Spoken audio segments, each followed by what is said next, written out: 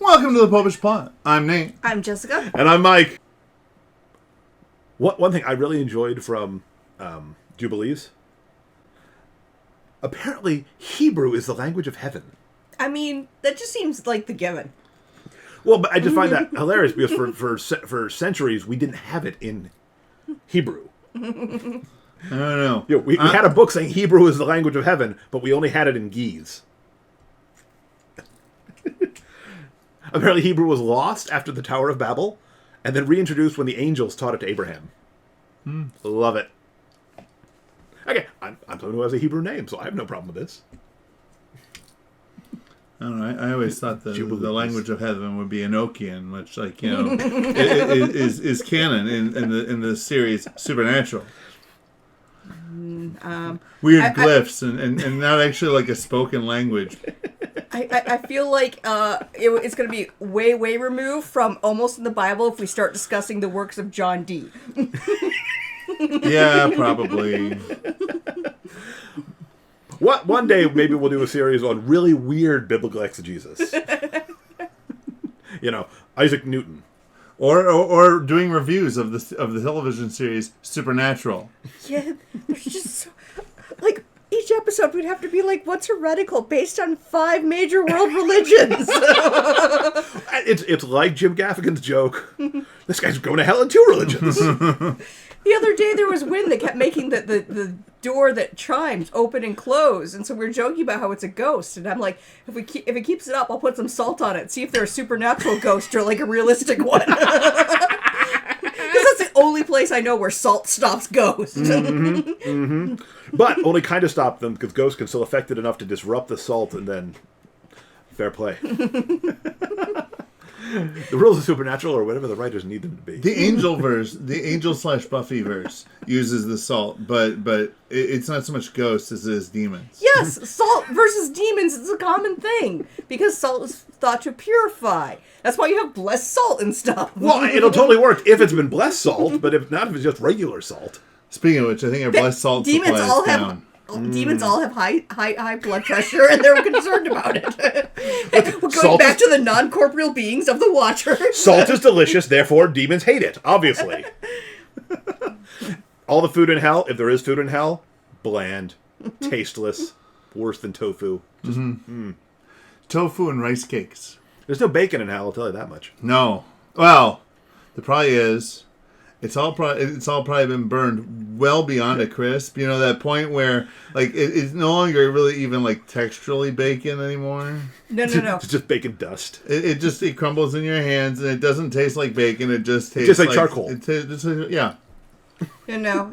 If there's bacon in hell, it is the bacon that legally cannot be called bacon in various countries of the European Union because it is vegan bacon. Because it contains no meat. Hell's own bacon, yes. Could it be Satan? Well, if we wanted to do a bacon bonus episode, I did bring my bacon shirt. So, the Book of Jubilees, it's a fascinating look at some stuff. With and lots of numbers.